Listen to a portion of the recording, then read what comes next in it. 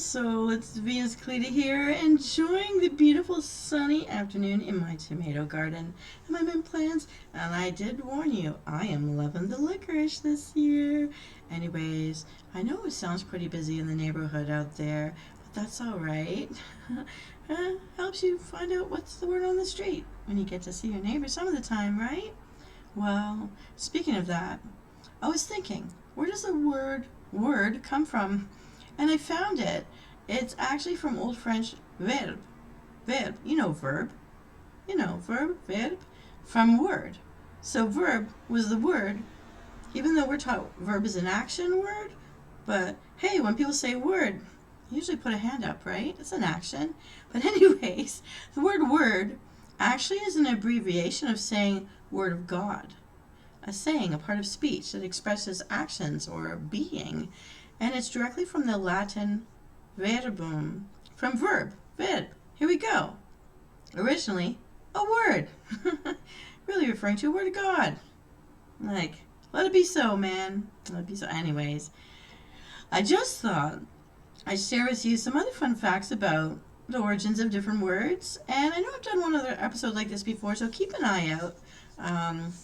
In my episodes, I don't even know which one I would have put it in, but I know I put it somewhere. I'll have to figure that out later. Pretty much, I think this belongs in Tuck It and Chill. So check out the Tuck It and Chill because I know I've talked about some kinds of words before. But anyways, word. All right. So I wanted to share more things that I found with my research about the origins of different words just because it's so fun. And I hope you're having a nice little lunch break right now with me. Have your coffee break. Don't forget to hydrate. Have some water. Whatever makes you feel good because it is hot out there and you have to take care of yourself. Anyways, I'm glad you're having this break with me, so let me entertain you here. So, the meaning of the word factoid. I've heard this. I don't hear it much, but I have heard it out there.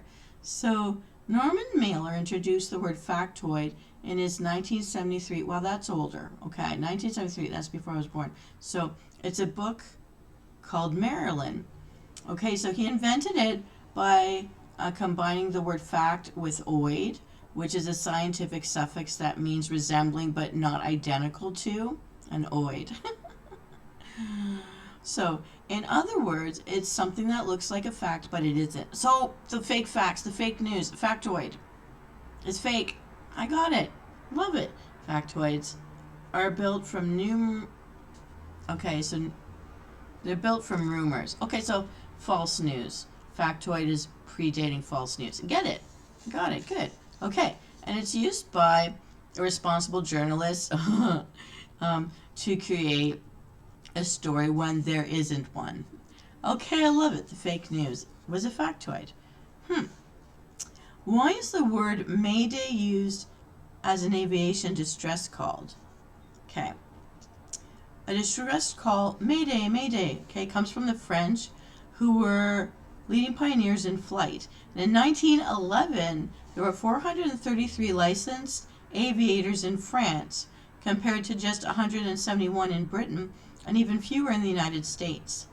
Flying was a risky business, and it wasn't until parachutes and radios were invented that the French called Mayday, like M apostrophe AIDEZ. So like, can I help use?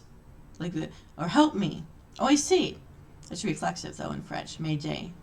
Or help me became anglicized to the modern international distress call of Mayday. Mayday. Mayday. I need help. Help me. Mayday. Okay, I get it. Okay.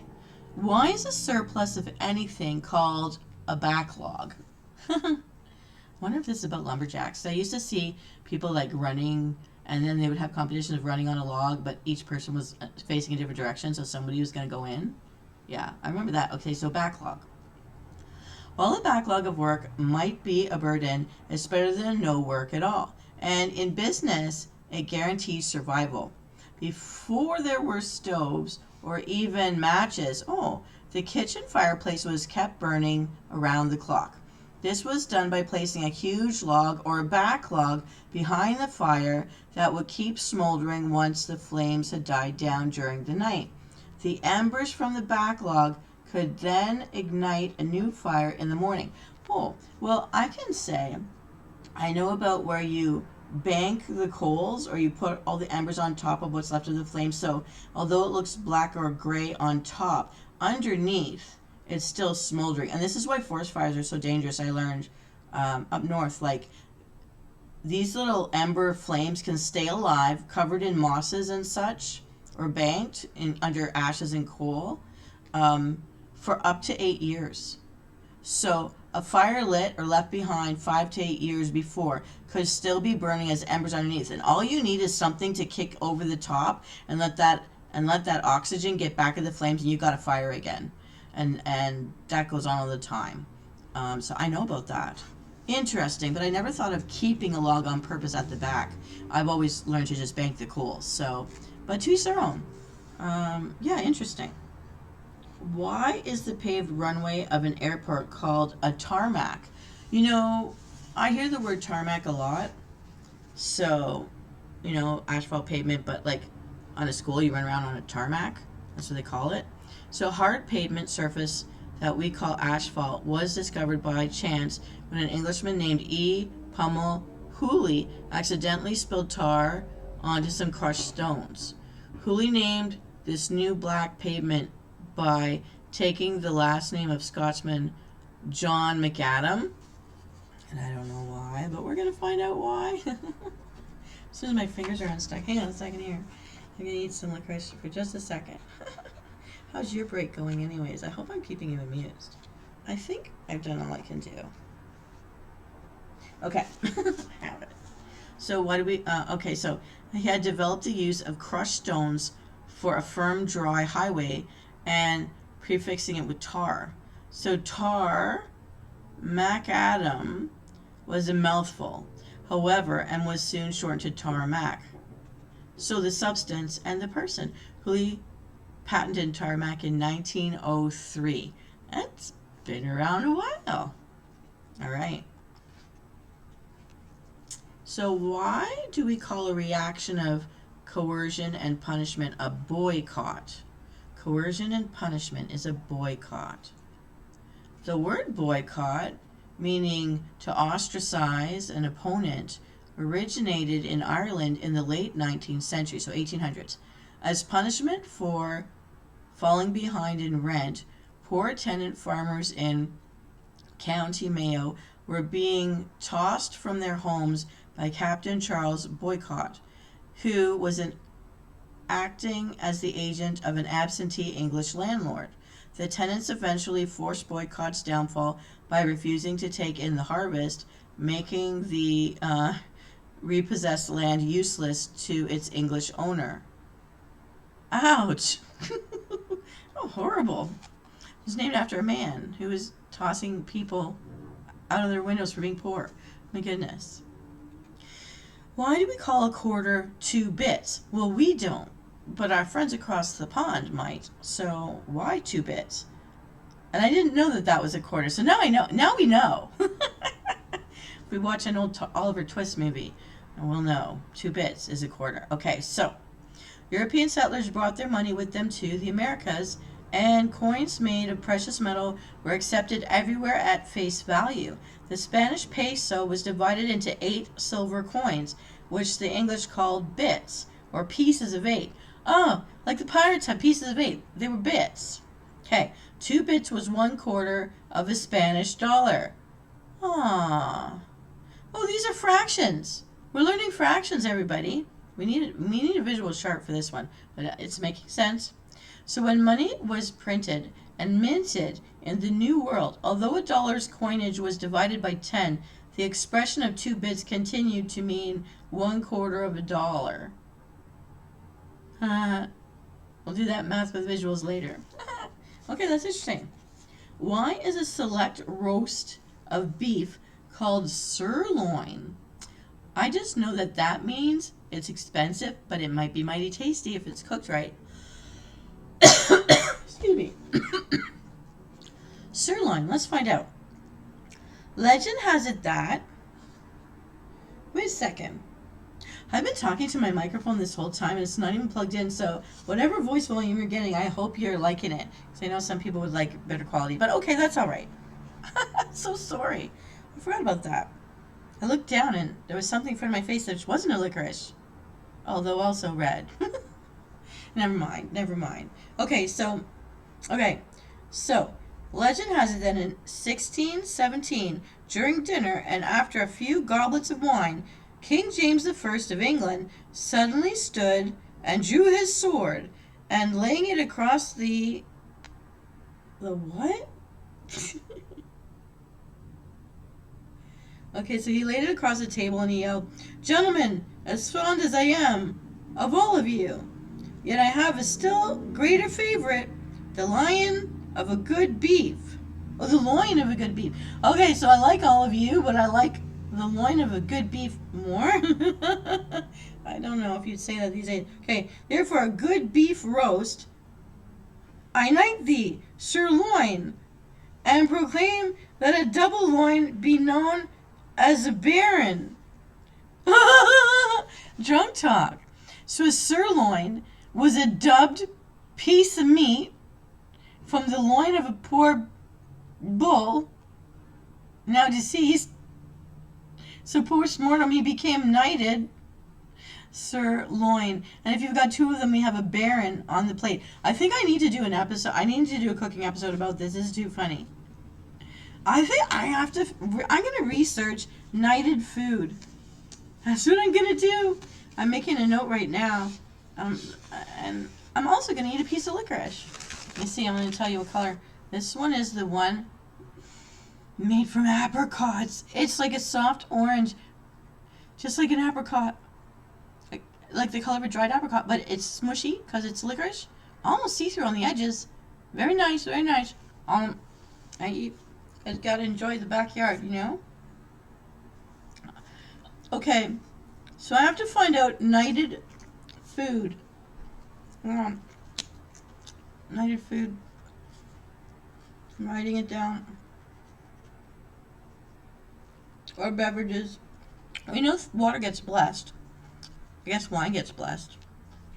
Little wafers get blessed. This is bread. Fish has been doubled as well as loaves. I mean, I gotta look into that. Alright, I know your break is almost over. Let's just give you a couple more tidbits because I'm finding this very funny and amusing. And I hope you do too. There's actually quite a lot I have to say. So I'll just do just a couple more. So it'll fit into your coffee break. And then I'll do part 3 later. So why is listening in on a private conversation called eavesdropping? Oh, I think I know. Okay. In medieval times, houses didn't have roof gutters to carry off rainwater. Instead, they had eaves, which are the lower wide projecting edges of sloping roofs. These eaves protected the mud walls from damage from the rain dropping off the roof. So, if during a sudden shower, someone sought cover by standing under an eave, they could hear everything the people inside were saying. So they were eavesdropping. The rain was dropping off the eaves, but the person hiding under it to stay dry was eavesdropping. And I don't like it, because walls are thin, and walls have ears. And people apparently don't want to get soaked in the rain. Alright, 2 more. Why is a large controlled fire called a bonfire? I like those. On June 24th, or St. John's Day, early Britons lit chains of huge fires to support the diminishing sun. Aww. We've seen that on Game of Thrones when they burned Shireen. Alright. These fires were fed with the clean bones of dead farm animals and were called bone fires. I didn't know you could burn bones. Well, I guess I should have known. Never mind. And this evolved into bonfires. They were bone fires, wood fires, and a mixture of both wood and bones was called a St. John's fire. Now I need to know what St. Elmo's fire is, because I thought that was a song. We better find out what they've been sticking in that bonfire. Okay, it's a name given naturally to the fires that burned heretics at the stake. Come on. Okay, we can't leave a coffee break there. We're going to give you something. Oh, yeah, I'm going to give you two more and then I'll let you go for coffee. I know you have to go, but just hang on. One more, one more. Okay, so here, it's a fun word. It's a fun word. Why is socializing called hobnobbing? I don't think that's what they call it anymore, but they used to. I heard this word as a child. Hobnobbing. When the Normans conquered England, they introduced the open hearth for cooking and heating. At each corner of the hearth was a large container for heating liquids. It was called a hob. Well, like hobbits. So hobbits are large containers containing liquid. Well, yes, because we're mostly water. Okay, so near the fire was a table. Ooh, my neighbors are getting going out there. Huh? Bye, neighbor. Okay, near the fire was a table where the hob was placed for convenient serving. They called this table the knob. You have a hob on a knob, hobnob.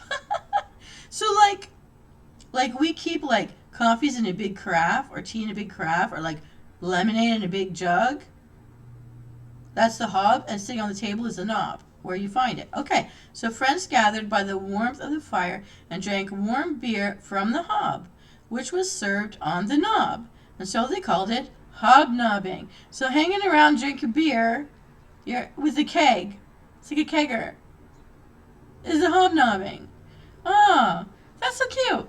And on that note, I hope you had fun. I hope you had a chance to hydrate while you're on your little coffee break there, water break, tea break.